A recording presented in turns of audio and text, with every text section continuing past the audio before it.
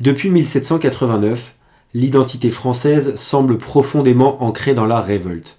Révolte des Canuts de 1831 à 1834 à Lyon, révolte de 1848 et la Deuxième République, qui marque le retour du bonnet phrygien, la Commune de Paris en 1871, les grèves et les manifestations de 1936 qui succèdent l'élection du Front populaire, mai 68, et plus récemment, les Gilets jaunes, les manifestations qui succédèrent à la réforme des retraites, et les diverses célébrations amenant à des grandes scènes de chaos, fêtes de la musique, Projet X et célébrations sportives. Je me suis alors demandé pourquoi l'identité française était alors si marquée par la révolte, incarnée par les foules. Néanmoins, c'est en me penchant sur les écrits de Gustave Le Bon, sur les foules et leur psychologie, et sur l'histoire constitutionnelle de notre pays, que j'ai identifié un rapprochement entre deux autres concepts non bien éloignés de la France et de la révolte. En effet, bien que l'identité française soit profondément ancrée dans cette culture de la révolte, notamment depuis 1789, le lien que j'ai découvert se trouve plutôt entre la foule et la nation. Cette vidéo vise donc à tisser les liens existants entre ces concepts de foule et de nation. Pour ce faire, nous mènerons majoritairement cette étude sous le prisme de la nation française, en raison de son ancrage particulier dans la culture de la révolte, bien souvent organisée en foule. Pour compléter ce tableau, c'est la définition de la foule dressée par Gustave Le Bon dans son ouvrage Psychologie des foules paru en 1895 qui nous accompagnera tout au long de cette vidéo. Dans cette vidéo, la nation sera étudiée sous le prisme de l'État-nation, un concept qu'il ne faudra pas confondre avec l'État souverain. Nous allons donc définir ce qu'est la souveraineté, ce qu'est un État souverain, ce qu'est la nation et ce qu'est un État-nation. Nous passerons par différentes conceptions de la souveraineté et différentes conceptions de la nation. La foule, quant à elle, se distingue d'un autre concept qui est la foule psychologique. Dans cette vidéo, par ailleurs, la foule s'apparente à une foule psychologique. Et ce concept se distingue de ce qu'on va appeler un agrégat. Ainsi, nous étudierons plus précisément les liens qu'entretiennent l'État-nation avec une foule psychologique. Cette foule psychologique, nous la définirons et nous la délimiterons sous le prisme de sa définition donnée par Gustave Le Bon.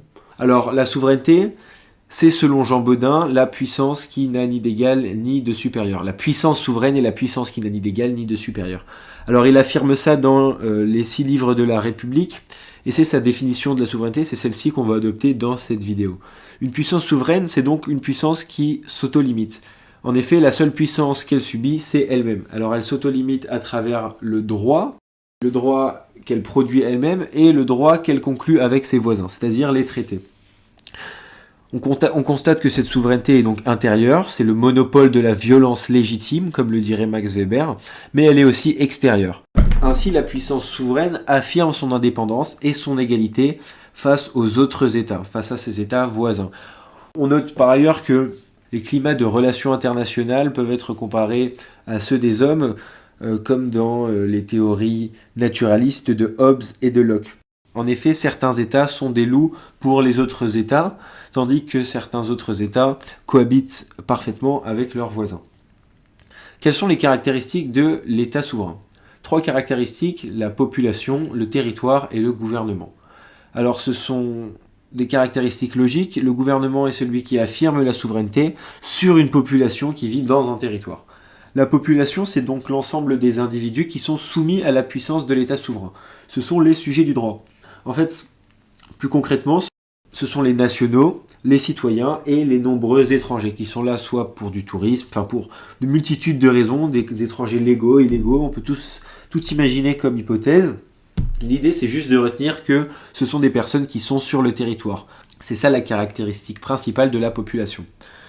Le territoire, quant à lui, c'est l'ensemble de l'espace soumis à la puissance souveraine de l'État. Donc en France, c'est la métropole et les anciens dom-toms, donc les DOM et les DROM. Et c'est le champ d'application physique du droit, en fait. C'est un espace doté de frontières, naturelles comme artificielles. Le gouvernement, quant à lui, c'est l'organe déterminant et conduisant la politique de l'État, la politique de la nation. C'est précisément ce que dit l'article 21 de la Constitution. Néanmoins, le gouvernement, c'est aussi, et plus simplement, selon les théories de Montesquieu, l'organe qui édicte et applique les règles à l'ensemble de l'État, c'est-à-dire à l'ensemble de la population et à l'ensemble du territoire. Et cette édiction et cette application de règles est organisée par le principe de la séparation des pouvoirs, selon Montesquieu, check and balances, qui divise les pouvoirs en 3 organes et qui les limite dans leurs fonctions, et dans leur nomination et dans leur révocation. Néanmoins, le gouvernement, dans plusieurs régimes, n'est pas régi par le principe de séparation des pouvoirs, comme dans de nombreux régimes autoritaires ou autres. Maintenant, qu'est-ce qu'un État-nation ? Comment passer d'un État souverain à un État-nation, et surtout, comment les royaumes européens sont passés à des États-nations ? Parce qu'en réalité, la création de l'État-nation se fait fin 18e siècle, début 19e siècle, et la réalité physique des États-nations se fait pleinement 19e, 20e siècle.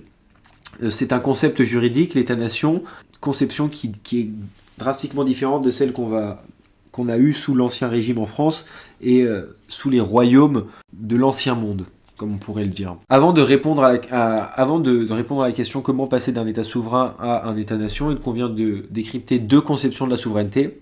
La première est la souveraineté populaire, qui affirme que la souveraineté réside dans le peuple. La deuxième est la souveraineté nationale, qui affirme que la souveraineté réside dans la nation. Alors la souveraineté populaire est défendue et théorisée par Jean-Jacques Rousseau, et elle plaide pour un mandat impératif des dirigeants. C'est-à-dire que les dirigeants sont impérativement obligés de leur politique, c'est-à-dire que le programme pour lequel ils ont été élus doit être impérativement appliqué au risque qu'il se fasse révoquer directement par la population. L'ensemble de la souveraineté est ainsi codétenu par l'ensemble de la population qui en est en quelque sorte copropriétaire. Dans le cas de la souveraineté nationale, la souveraineté réside pleinement dans un concept qu'est la nation. Les citoyens n'en sont pas copropriétaires. C'est une conception qui est théorisée et défendue par Sieyès et qui plaide pour un mandat représentatif des dirigeants. Vous l'aurez compris, c'est la conception qu'on a d'abord adoptée en France pendant et après la Révolution française. Néanmoins, cette conception est aujourd'hui mixte car sous la Ve République, comme l'affirme l'article 3 de la Constitution de 1958, la souveraineté nationale appartient au peuple qui l'exerce par ses représentants et par la voie du référendum. Bien que conceptualisée différemment au fur et à mesure de l'histoire, la souveraineté est attachée à des caractéristiques matérielles, que sont la population, le territoire et le gouvernement, organe qui applique le droit à la population et à ce territoire. Alors comment est-ce qu'un État souverain maintenant passe à un État-nation ? C'est simple, c'est en additionnant à ces caractéristiques matérielles, la population, le territoire et le gouvernement, un aspect psychologique, un imaginaire collectif national. Cet imaginaire collectif est attaché à l'État souverain, attaché à la population, au territoire et au gouvernement. Ainsi, si un État souverain ou les anciens royaumes qui ont précédé les États-nations étaient eux aussi souverains parce qu'ils possédaient un territoire, une population et un gouvernement édictant et appliquant des règles, l'État-nation, quant à lui, possède ces caractéristiques, mais y ajoute une caractéristique psychologique, une caractéristique identitaire. Pour prendre un exemple, la France, sous l'Ancien Régime, était un royaume souverain, doté de la souveraineté au sens de Jean Bodin. Elle possédait une population, les sujets du roi, un territoire, le royaume, et un gouvernement, qui était le roi, en fait, et tous les organes qui l'assistaient, donc le conseil du roi, la chancellerie, et dans une certaine mesure les parlements, bien que les parlements avaient un rôle drastiquement différent, et très opposé, souvent opposé à celui du roi. L'État souverain devient donc un État-nation lorsque sa population, son territoire et son gouvernement adhèrent à un imaginaire commun. Néanmoins, quels sont les différents imaginaires communs qui fondent la nation ? Eh bien, on a 2 conceptions importantes qui ont été théorisées justement dans le courant du 19e siècle, de la fin du 18e siècle, qui sont la conception volontariste et la conception ethnique. Alors, on attribue régulièrement la conception volontariste à la France et aux États-Unis et la conception ethnique à l'Allemagne et à l'Italie. C'est très très réducteur, néanmoins ça possède des réalités théoriques comme historiques, car les personnes qui ont théorisé la conception volontariste de la nation sont des Français, tels que Ernest Renan, et les théoriciens de la nation ethnique sont quant à eux majoritairement allemands, tels que Carl Schmitz.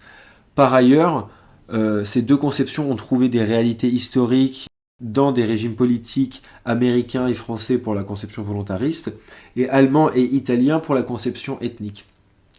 Avec pour appui la France révolutionnaire et la création des États-Unis d'Amérique pour la conception volontariste de la nation. Et en revanche, une période beaucoup plus sombre de l'histoire parce que l'Allemagne nazie et l'Italie fasciste, quant à eux, revendiquent une conception bien plus ethnique de la nation. Donc parallèle non anodin, parce que la conception volontariste de la nation se fonde sur la volonté de vivre ensemble de ses citoyens. C'est le critère d'intégration, la volonté de vivre ensemble à travers l'adhésion à des valeurs communes par le biais de la citoyenneté, qui fonde, selon Ernest Renan et selon cette conception volontariste, la nation. Selon la conception ethnique, la nation est quant à elle fondée sur une origine commune, un passé commun, une langue, une ethnie, un territoire, même une religion. C'est un critère d'appartenance qui est ici de premier plan.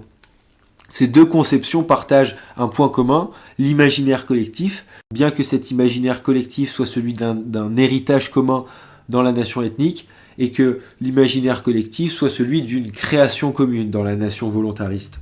C'est marrant parce que la nation ethnique est fondée sur un passé commun, alors que la nation volontariste est fondée sur un futur commun. La foule, quant à elle, est un concept bien différent de l'État-nation, et que l'État-nation français. On a tendance à identifier la foule au peuple ou aux manifestants. Néanmoins, pour cette vidéo, je vais me fonder sur la définition de la foule et la conception de la foule par Gustave Le Bon. Cette conception se distingue d'une autre définition qui est la définition plus simple, celle du dictionnaire, celle du CNRTL encore une fois. Alors selon le CNRTL, la foule c'est simplement une multitude de personnes rapprochées les uns des autres. Donc on note que il y a deux composantes de la foule, selon la définition classique du CNRTL. C'est un, une multitude de personnes, et deux, le fait qu'elle soit rapprochée, une multitude de personnes rassemblées, rapprochées. Selon Gustave Le Bon, la foule, c'est une foule psychologique. Gustave Le Bon aborde et est l'un des premiers en fait à se pencher sur le concept de la foule, avec son ouvrage Psychologie des foules, publié en 1895. Il donne une définition de la foule drastiquement différente, beaucoup plus large. Donc une foule est pour lui une foule psychologique. C'est un groupement d'individus quelconques réunis par le seul fait qu'une idée, une émotion ou une impulsion commune les anime. Donc cette fois-ci, dans la définition qu'en donne Gustave Le Bon, on distingue que la foule est drastiquement différente de ce que lui appelle un agrégat. Et vous allez le voir, un agrégat, ça ressemble beaucoup plus à la définition de la foule par le CNRTL. Un agrégat, c'est quoi pour Gustave Le Bon? C'est un groupement d'individus réunis. Donc c'est exactement comme la définition du CNRTL qui dit que la foule c'est une multitude de personnes rapprochées. Groupement d'individus, multitude de personnes rapprochées, réunies. Gustave Le Bon, lui, il dit que la foule c'est un groupement d'individus réunis par le seul fait qu'une idée, qu'une émotion ou qu'une impulsion commune les anime. Donc il distingue une troisième composante de la foule qui est une idée commune, un imaginaire commun. Et là en fait c'est exactement à ce moment-là que je me suis dit mais en fait il y a un parallèle évident entre la foule et l'État-nation, parce que la foule possède, comme l'État-nation, une population, donc une multitude de personnes, qui sont rapprochées dans un endroit commun, donc qui sont rapprochées pour la foule dans un endroit commun qui est le territoire pour un État-nation, et qui possèdent un imaginaire commun, tout comme l'État-nation. Et là vous allez me dire, mais il manque une caractéristique, le gouvernement.